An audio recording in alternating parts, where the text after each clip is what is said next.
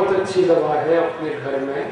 अदरक का रस 1 चम्मच, पान का रस 1 चम्मच और शहद 1 चम्मच, ये तीनों मिला के हल्का गर्म करके सवेरे पीना।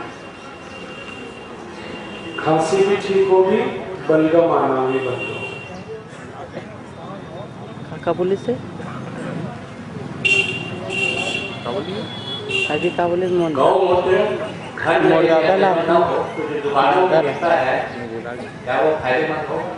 दुकानों में जो बिकता है वो गोमूत्र अर्क है।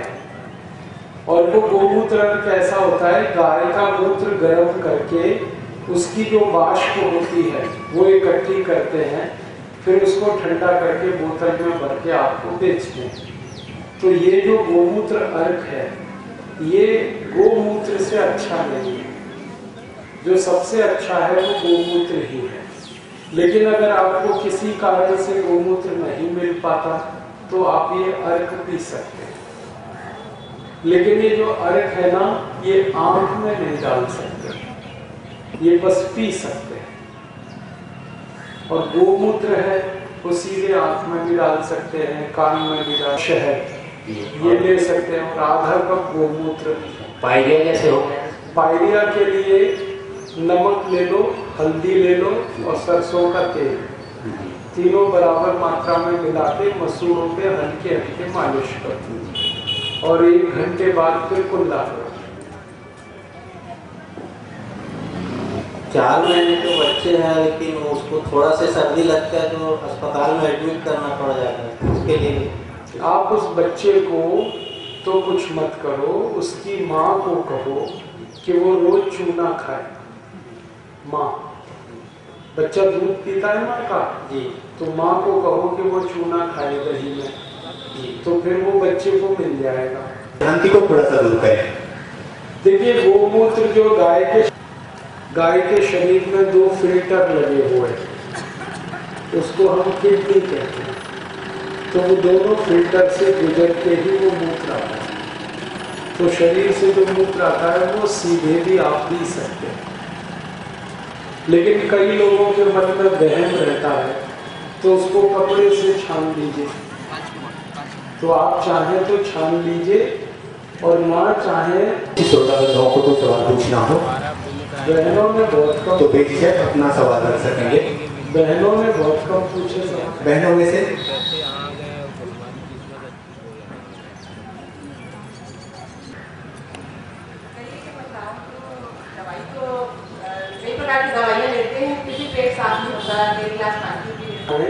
और पीछे से गर्म पानी पी के सो जाएं, सुबह उठते ही पेट साफ हो। कई बार पानी पी लेते हैं, योगा भी कर लेते हैं, उस पर भी होता है। तो ये अजवाइन और गुड़ खिलाओ, आधा चम्मच अजवाइन 1 चम्मच गुड़, रात को खा के सोए गर्म पानी के साथ, सुबह उठते ही पेट साफ हो।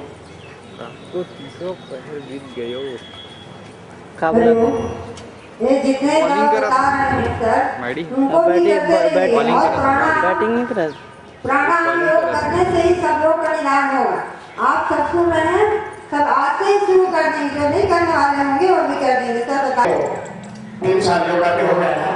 बाकी जो मेरे पेट संबंधी बीमारी है वो ठीक नहीं हो पा रहा है और मैं किया करो कि रोज थोड़ी अजवाइन खाया करो। अजवाइन को तवे में भून के शीशी में भर के रखो और भोजन के बाद आधा चम्मच अजवाइन थोड़ा काला नमक मिला के खाया करो। तो ये आदत आप डाल दोगे तो फिर ज्यादा पानी पीने की जरूरत नहीं पड़ेगी। दवा की बहुत अच्छी दवा है। गाय का मूत्र और वीरे का पत्ता गोमूत्र में पीस उसकी चटनी लगा, ये बहुत अच्छी दवा। दूसरी एक दवा है सड़ा हुआ केला। केला जब सड़ जाता है, काला काला होता है, उसको लगा, उससे भी सोराइसिस ठीक सर क्या है, मेरी पत्नी को स्तन में गांठ हो गया है तो उसको वैष्णव दूध का है। क्या नाम है? चमन, चमन नाम, बढ़िया नाम।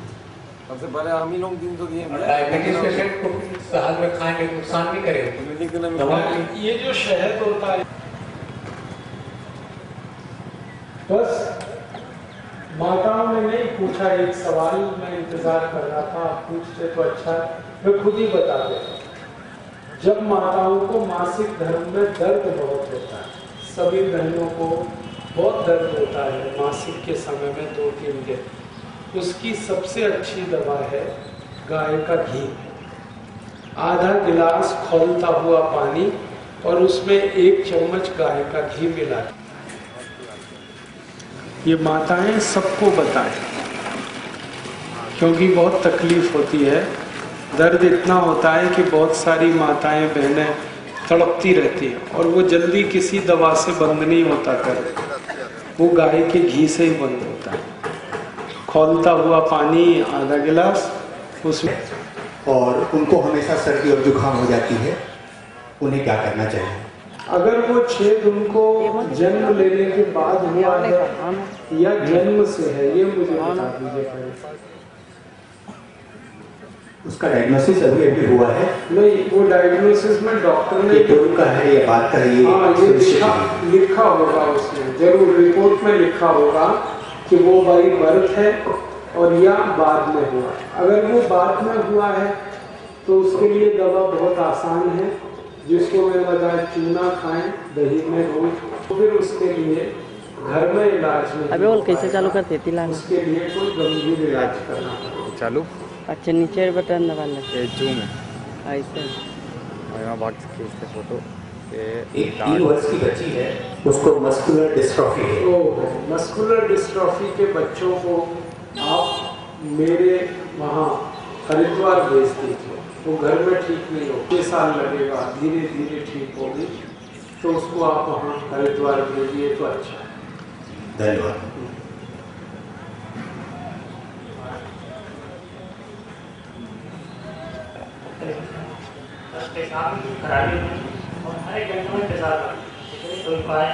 अब भैया अगर हर 1 घंटे में पेशाब लगता है तो खून की जांच करा लो, कहीं शुगर तो नहीं, क्योंकि जब शुगर बढ़ जाती है ना तो जल्दी जल्दी पेशाब आता है।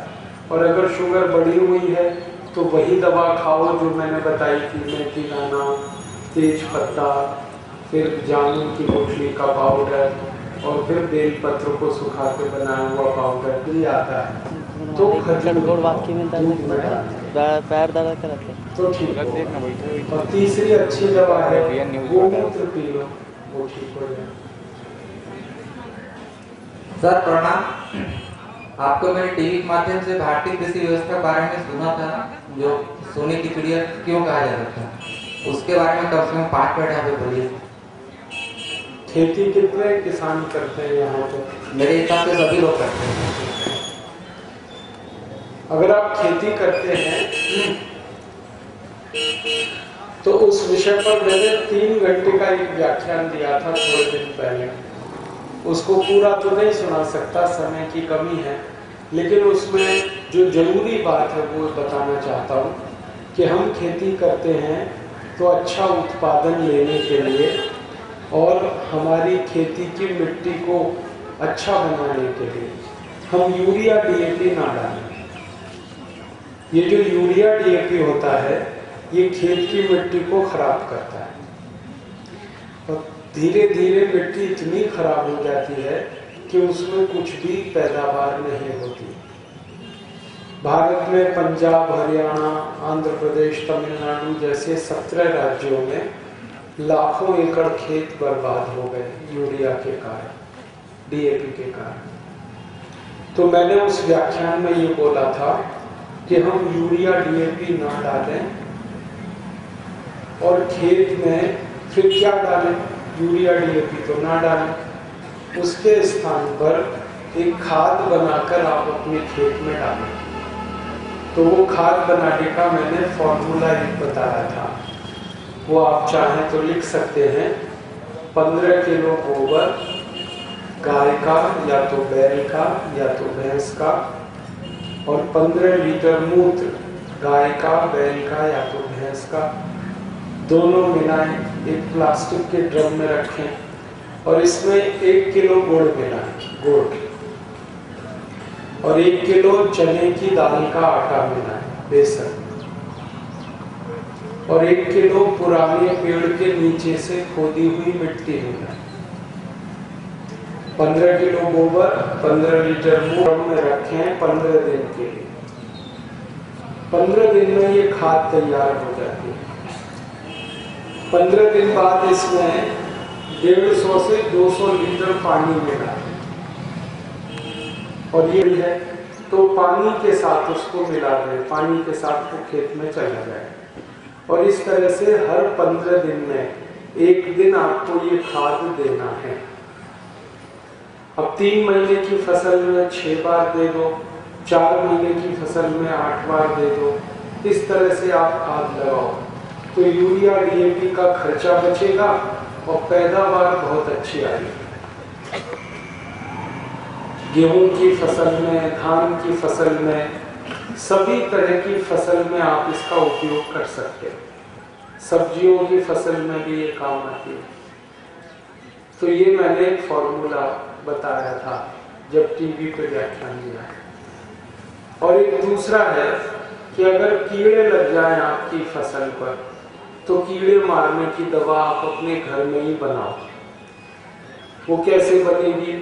20 लीटर मूत्र ले लो, गाय का, बैल का, भैंस का, और इसमें 2-2.5 किलो नीम के पत्ते पीस के डाल दो, और 2-2.5 पत्र के पत्ते पीस के डाल दो, 2-2.5 किलो सीताफल के पत्ते पीस के डाल दो, आधा किलो तंबाकू पीस के डाल दो, आधा किलो लहसुन पीस के डाल दो, आधा किलो तीखी मिर्च पीस के डाल दो।